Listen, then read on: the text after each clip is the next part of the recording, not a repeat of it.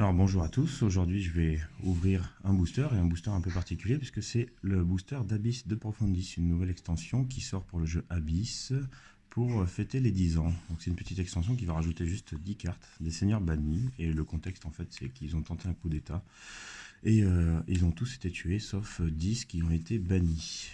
Donc on va voir ça et je vais décrire un peu les cartes. En fait il s'agit d'une nouvelle pioche qu'on va placer gauche de la pioche des seigneurs et on va toujours en rajouter un avant de passer les différents seigneurs. Quand on va renouveler la pile de la pioche de seigneurs, on va en rajouter à nouveau un et ensuite il y en aura plusieurs ou alors il y en aura toujours un seul au moins. Donc on commence avec des seigneurs qui ont des pouvoirs un peu de foufou et qui ont un visuel un peu plus horrifique. On a la Renegade par exemple qui permet d'échanger un des alliés fédérés avec un allié fédéré adverse de votre choix. C'est plutôt fort, agressif, et il faut 4 peuples. Ensuite, on a le voleur qui permet de piocher aléatoirement un allié dans la main de chaque adversaire. Donc ça va un petit peu embêter, mais je trouve que c'est pas le plus agressif. Je le trouve vachement cher, comme c'est une pioche aléatoire. On a l'Avénal qui permet de gagner une perle lorsque vous fédérez un allié d'un peuple que vous avez déjà fédéré. Oui, pourquoi pas. Ce qui est important, c'est qu'elle apporte une clé. On a un symbole qui est un peu différent maintenant, avec une flèche qui évite vraiment de prendre le jeton clé pour symboliser les clés. Le calomniateur. Au début de votre tour, gagnez 2 perles s'il y a au moins 2 emplacements vides à la cour. Donc ça, c'est pas mal. Je pense qu'il apporte pas mal de perles, parce que si on n'enrichit pas trop la cour.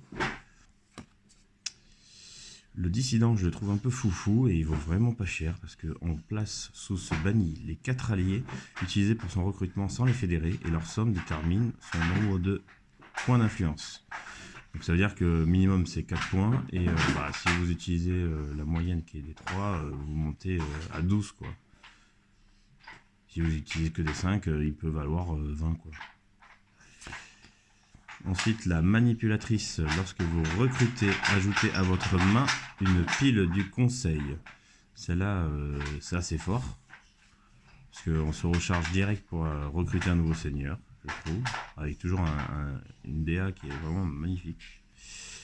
Et en plus, elle apporte une clé.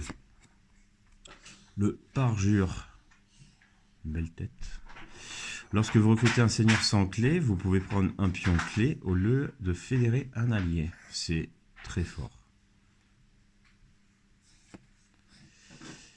Le comploteur, qui a vraiment une tête qui fait peur.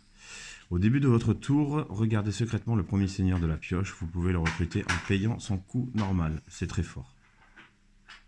Ça offre une nouvelle opportunité.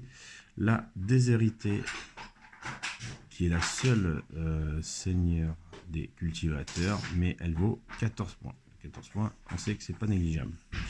Et enfin, on a le malfaisant qui permet de fédérer tous les alliés utilisés pour le recrutement de ce banni. Il n'est pas très cher, mais alors qu'est-ce que ça paraît fort.